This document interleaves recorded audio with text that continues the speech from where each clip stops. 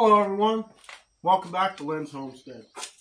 Well, today's project, we're going to be using my little 15 amp Craftsman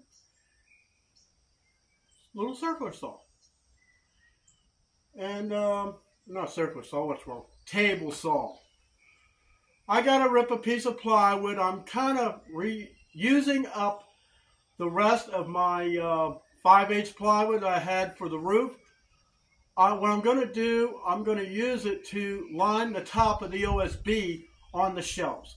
Why? I paid a lot of money for that plywood. I'm going to use it. But this little saw here, I mean, yeah, everything's tight, so don't worry about it. It's an 8 1/4 inch, 15 amp saw. So we're going to rip this piece of plywood down. I have not changed the blade. It's the original blade in the saw. So let's get started. I left the anti-kick thing on there. Normally I would take it off, but not after what happened with that big Delta saw that I had. I couldn't wait to get rid of that thing. It was a death trap. So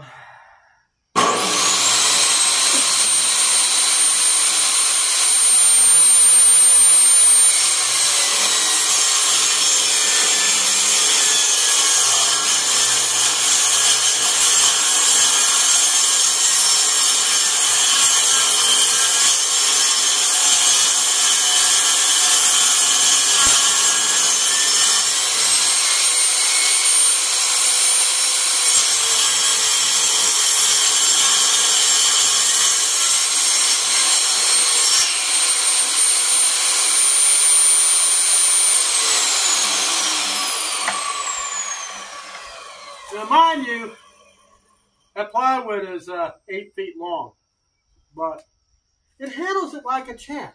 I mean, that's the only thing I had to do is rip this one piece. So it all depends on how far I go on this shelf. I may have to rip another one. But it's a good saw.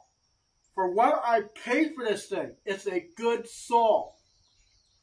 So if you don't need a big one and you're just doing little projects like me, I'm not going to be getting into big, and I mean huge, woodworking projects, even though I do want to build a chicken coop.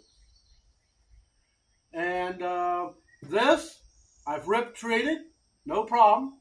It's the original blade. And yes, I made sure everything was tight on it before I even plugged it in and actually started cutting with it. So that's it for this video. I'll see you in the next one. Gotta love good tools.